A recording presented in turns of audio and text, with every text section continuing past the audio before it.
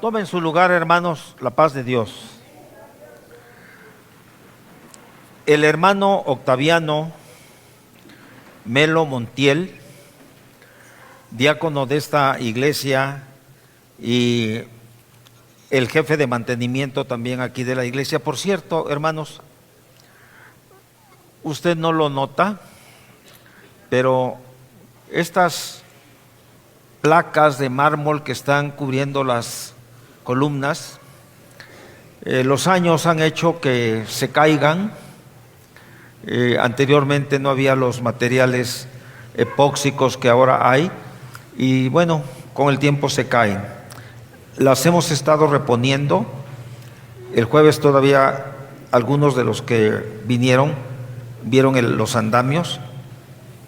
Y nuestro hermano Melo es un hombre tan especial que, a pesar de estar ahorita en el hospital, está pendiente de todas estas cosas y estos trabajos. Les manda a toda la iglesia un saludo y su gratitud a Dios y a ustedes por sus oraciones. Y reitero la invitación que se ha hecho. Es una gran deferencia. No tienen ustedes, quizá porque es otro contexto, somos admiradores de la cultura judía, pero somos cristianos. Nuestros amigos de la comunidad judía saben que un servidor es pastor, que somos cristianos, pero Adolfo Roitman, es una celebridad, reconocido en el medio tanto judaico, porque es rabino, pero también en la academia, en todo el mundo. Y es el curador precisamente de los rollos del Mar Muerto descubiertos allá en Qumran, entre el 46 y el 48. Y es el director del Museo del Libro allá en la ciudad de Jerusalén. Si usted tiene oportunidad, asista, su corazón va a ser enriquecido. Hay un texto tan especial del Pesher de Habacuc, del libro de Habacuc, ese texto que dice: mas Jehová está en su santo templo, calle delante de él toda la tierra. Está usted invitado, Teatro María Teresa Montoya, 5 de la tarde, el día de mañana. Vamos a leer el Evangelio según San Juan, en su capítulo 10, del verso 11 al verso 21. Vamos a hacerlo de manera unida. Empecemos la lectura. Yo soy el buen pastor. El buen pastor su vida da por las ovejas, mas el asalariado y el que no es el pastor, de quien no son propias las ovejas, ve venir el lobo y deja las ovejas y huye. Y el lobo arrebata las ovejas y las dispersa. Así que el asalariado huye porque es asalariado y no le importan las ovejas. Yo soy el buen pastor y conozco mis ovejas y las mías me conocen. Así como el Padre me conoce y yo conozco al Padre y pongo mi vida por las ovejas. También tengo otras ovejas que no son de este redil. Aquellas también debo traer y oirán mi voz, y habrá un rebaño y un pastor. Por eso me ama el Padre, porque yo pongo mi vida para volverla a tomar. Nadie me la quita, sino que yo de mí mismo la pongo. Tengo poder para ponerla y tengo poder para volverla a tomar. Este mandamiento recibí de mi Padre. Volvió a haber disensión entre los judíos por estas palabras. Muchos de ellos decían: demonio tiene y está fuera de sí. ¿Por qué le oís? Decían otros: estas palabras no son de endemoniado. ¿Puede acaso el demonio abrir los ojos de los ciegos? Tomen su lugar.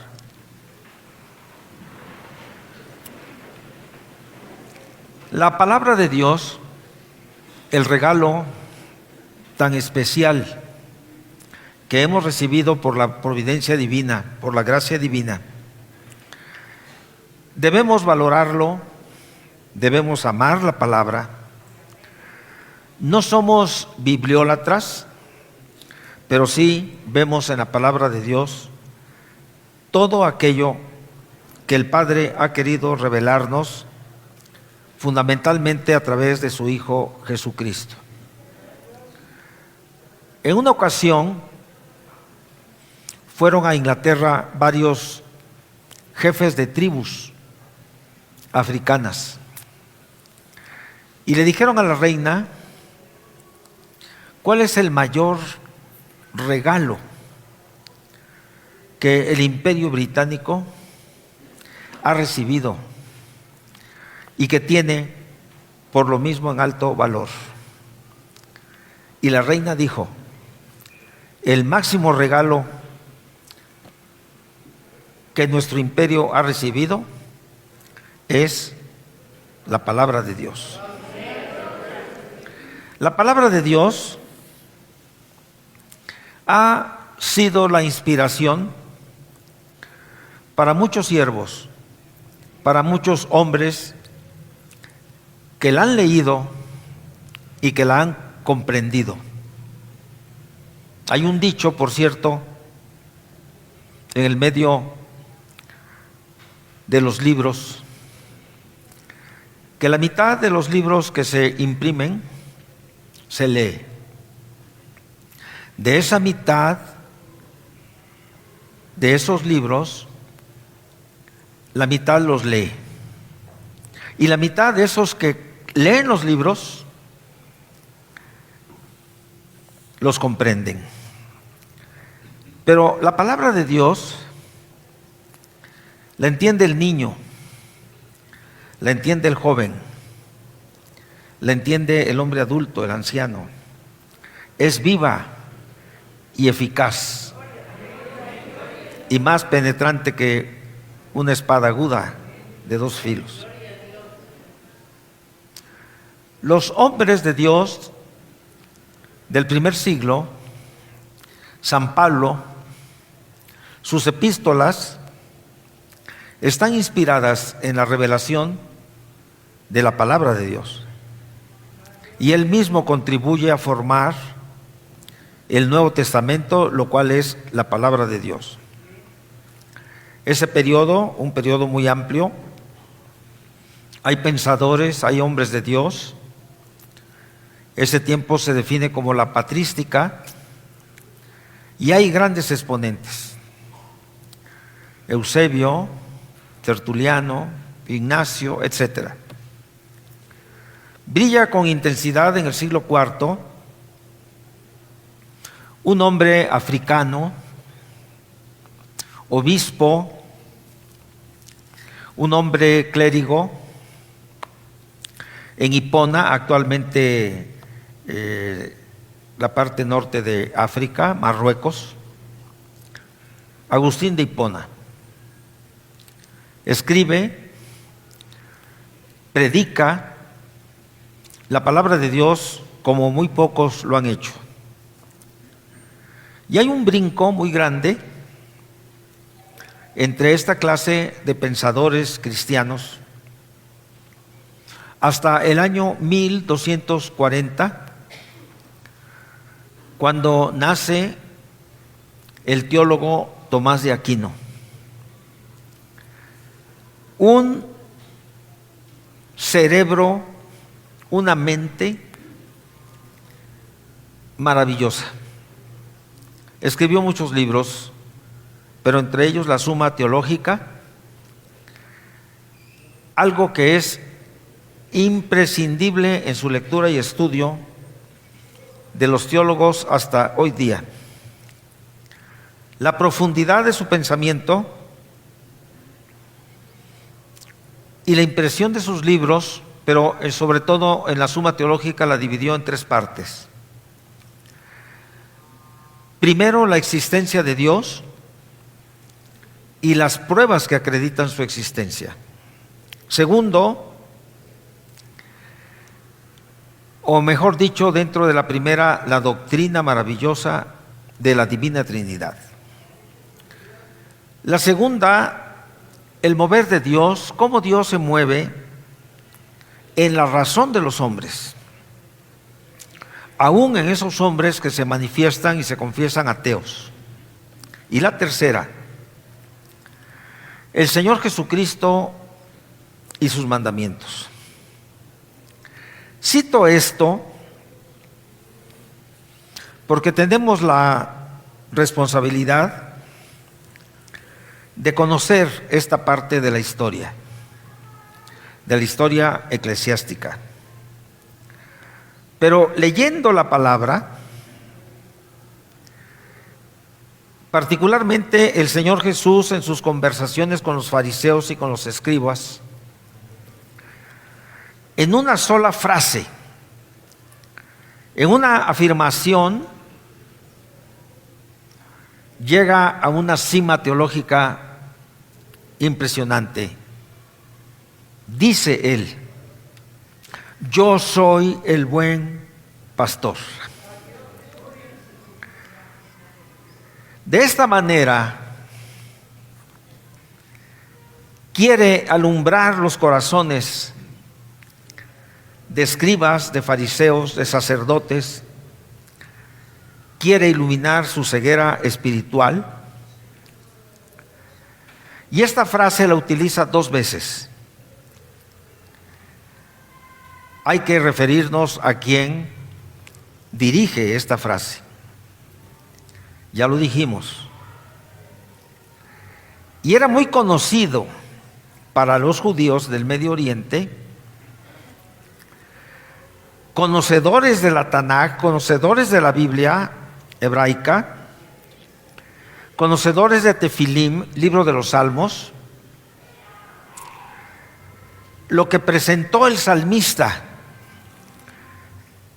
en el Salmo 23, que un niño hoy en la mañana recitó aquí completamente. Ellos sabían, ellos conocían el Salmo 23, lo recitaban.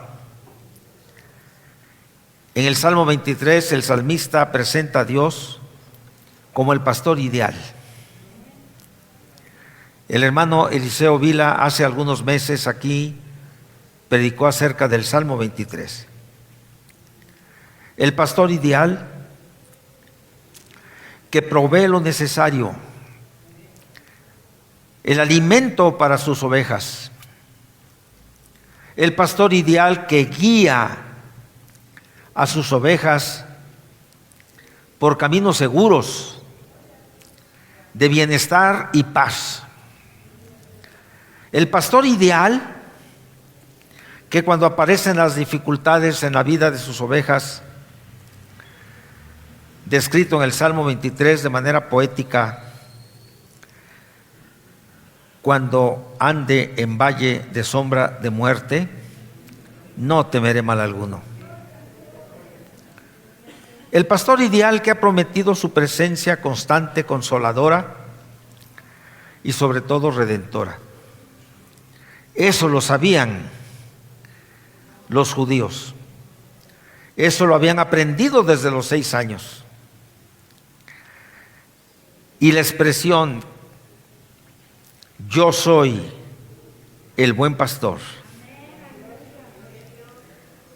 la manera en que el evangelista Juan nos comunica esta afirmación, repito, es algo teológico, algo profundo, que es la teología sagrada, el estudio de Dios mediante su palabra. Él dice así: yo soy el buen pastor. El buen pastor su vida da por las ovejas. Y si usted lee esto y todo el texto, por el Espíritu Santo, podrá comprender que es un mensaje de una dimensión de eternidad. Su vida da por las ovejas. Esa calidad, ese oficio de pastor lo confronta con los asalariados, los que huyen ante las dificultades, pero Él no huye. Él es capaz de llegar hasta el sacrificio. Él da su vida por sus ovejas. Cuando las fieras amenazan el rebaño, Él está al frente. Él pelea por sus ovejas. Enfrenta los grandes peligros, los desafíos, las amenazas, las adversidades, y lo hace con valor y autoridad por el amor hacia las ovejas. Supera el temor a las fieras y a los problemas. El Señor está hablando a los judíos que conocen las relaciones entre las ovejas verdaderas y los pastores de rebaños. Los buenos pastores orientales conocen a sus ovejas, conducen a sus ovejas. Hay una pintura, no recuerdo en este momento el autor de esa pintura, en donde está un pastor oriental que representa al Señor Jesús y que lleva en su regazo una oveja. El pastor oriental, en un afecto especial por sus ovejas, encontraba a veces que sus ovejas, se salían del redil, dejaban el rebaño. Entonces, mediante algunos métodos disciplinarios, buscaba que entendieran instintivamente los peligros. Y cuando las ovejas no lo hacían, el pastor oriental entonces fracturaba una patita de la oveja. El dolor, para que entendiera. Pero entonces,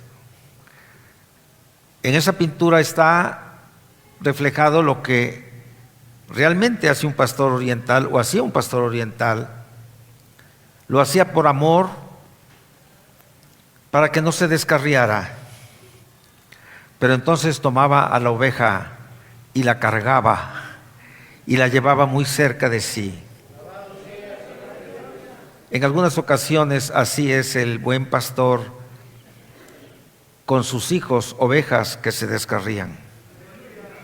Envía un mensaje de dolor, pero cuando la oveja entiende, se da cuenta que está en los brazos de un Dios vivo. Las ovejas conocen a su pastor. Cuando las ovejas transitan por las praderas para buscar los pastos y el agua de su sustento, durante ese tiempo surge un conocimiento mutuo. El pastor conoce a sus ovejas y las ovejas conocen a su pastor. Y este conocimiento es algo muy grato, íntimo, cercano. Así es el conocimiento que Dios tiene de nosotros. Por eso decimos que este pasaje es teológico. El conocimiento de Dios es el atributo de la omnisciencia. Dios conoce todas las cosas están delante de Él. Y por eso comprende a sus ovejas, las escucha y responde siempre a su clamor. Maravilloso, consolador. Y ciertamente el pueblo de Israel son sus ovejas. Pero nuestro texto nos lleva a esto. Nosotros también somos ovejas del rebaño del Señor. Pueblo suyo somos y ovejas de su prado. Constituimos un redil con el Señor. Solo hay un redil y solo hay un pastor, y el pastor es Cristo Jesús. Y este es el clímax teológico de lo que el Señor está diciendo y el apóstol Juan nos está escribiendo. No solo el Señor Jesucristo conoce a los suyos, sino que el Señor Jesucristo tiene el poder de dar vida a sus ovejas mediante su sacrificio en la cruz del Calvario. Esta es la vida eterna, también escribe Juan, que te conozcan a ti, el único Dios verdadero, y a Jesucristo, a quien has enviado. Estas palabras del Señor tienen una fuente de autoridad. ¿En dónde radica su dicho? ¿Cómo está avalado? Normalmente las ovejas eran para el sacrificio. Normalmente las ovejas eran trasquiladas. El pastor y los dueños de los rebaños se servían de las ovejas. Aquí hay una gran diferencia. Las ovejas son beneficiados con el pastor. El pastor es el que será sacrificado. El pastor es el que va a la cruz. El pastor es el que da su vida por las ovejas. Pero además esto lo hace, y aquí está la fuente de su autoridad, versículo 18, porque es un mandamiento del Padre. Así lo ordenó el Señor. Así lo determinó el Señor en la eternidad, que su amado Hijo, llegado el momento, diera su vida por las ovejas. La iglesia de Cristo, nosotros somos el redil de Dios. Es verdad que el pueblo también es redil de Dios. Pero note usted lo siguiente. Dice el Señor: tengo otras ovejas que no son de este redil. Continúa diciendo: aquellas también debo traer, y oirán mi voz, y habrá un rebaño y un pastor. Este redil somos nosotros. Los judíos recibieron a Cristo. Los primeros convertidos en día de Pentecostés fueron judíos. La iglesia del primer siglo mayormente fue judía. Pero en el tierno y amante corazón de Dios estábamos nosotros. En la oración pontifical Él dijo: no te ruego solamente por estos, sino por los que habrán de creer por la palabra de ellos. Este es el anuncio de la conversión de un pueblo no judío, de un pueblo gentil. Nosotros, usted y yo. Ahora la iglesia es un pueblo grande. Ahora la iglesia está esparcida en todos los lugares de la tierra. Y un día la iglesia verá el triunfo de su Señor sobre sus enemigos.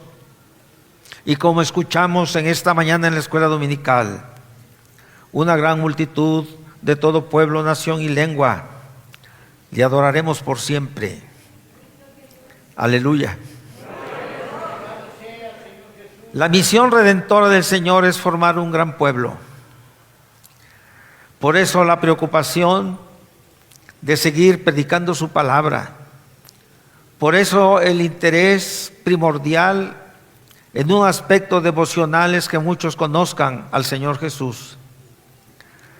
Los creyentes que obedecen la palabra forman el cuerpo de Cristo. Y anhelamos los creyentes que muchos más se sumen al cuerpo de Cristo. Es verdad que en el cuerpo de Cristo hay diferencias. Algunos tienen doctrinas secundarias y llamamos doctrinas secundarias aquellas que no tienen que ver con lo primordial, que es la doctrina de la salvación, que es el Señor Jesús, que es la Biblia, autoridad y palabra de Dios. Puede haber otras cosas, pero somos un mismo rebaño. Cuando se dicen estas cuestiones, algunos se incomodan, como en su momento el Señor incomodó a los judíos, a tal grado, blasfemos, dijeron que el Señor Jesús tenía demonio. Pero no todos los hombres son miopes, como no lo fueron tampoco algunos que escucharon lo que decían estos hombres religiosos. Ellos dijeron: estas palabras no son de un endemoniado. ¿Puede acaso el demonio abrir los ojos de los ciegos? No todos los hombres son miopes. Las señales del ministerio del Señor son evidentes, pero sobre todo ese toque divino del Espíritu Santo que muchos de nosotros hemos experimentado. Algo hay hermoso que, sin poder definir claramente la voz de Dios, en el corazón hay un movimiento del Espíritu que nos hace comprender que ciertamente Él está a la puerta llamando, para que la puerta se abra y Él entre y estemos con Él. Mientras unos dicen tiene demonio, nosotros hemos visto que esto es una blasfemia, puesto que aquí y en muchos lugares Él sana a los enfermos, Él abre los ojos de los ciegos. Él es el buen pastor, Él es nuestro Salvador, Él es el Señor. Tenemos que abrir bien nuestros ojos, porque nadie puede llamar al Señor Jesús Señor si no es por el Espíritu Santo. Y por último, la maravillosa relación entre el Padre y el Hijo, una relación profunda y misteriosa. Y Él dice así: por eso me ama el Padre. Pero no solo el Padre ama a su Hijo, el Padre nos ama a nosotros. Al decir esto, lo está diciendo de esta manera: pronto moriré, pero resucitaré. Por extraña, la voluntad del Padre fue que su Hijo entregara su vida por los pecadores. Y esto es lo grande, lo maravillosa. ¿Qué diferencia tan especial entre los pastores del pueblo de Israel? Hubo pastores buenos, un Moisés, un Josué, un David, guías, tipo de lo que habría de venir en Cristo. Guiaron al pueblo, pero no murieron por el pueblo. David, consternado de dolor por la muerte de su hijo, decía: ¿quién me diera morir en tu lugar? Él no pudo morir por su hijo, pero en esto encarece Dios su amor para con nosotros, en que siendo pecadores, Cristo murió por nosotros. Las ovejas son animalitos tiernos, especiales, dóciles, con excepciones. Se acercan confiadamente al pastor. Nosotros a veces somos semejantes a las ovejas, como hemos dicho. Si aquí hubiera alguien que por alguna razón se ha alejado del camino, es ya tiempo de volver al Señor. Y también es momento muy especial de sentir nuevamente ese toque divino. Es el momento especial de gratitud al Señor, de dar gracias al Señor por nuestra salvación. Somos el pueblo de Dios. Este Dios es grande. Este Dios es nuestro eternamente y para siempre. Y Él nos guiará aún más allá de la muerte. Vamos a orar. Si usted quiere ponerse de pie, póngase de pie. Si usted quiere venir aquí al frente, venga al frente. Si usted quiere ya inclinar su rostro, incline su rostro. Dígale: tú eres mi pastor. Dígale así como lo dijo el salmista: nada me faltará. Oremos.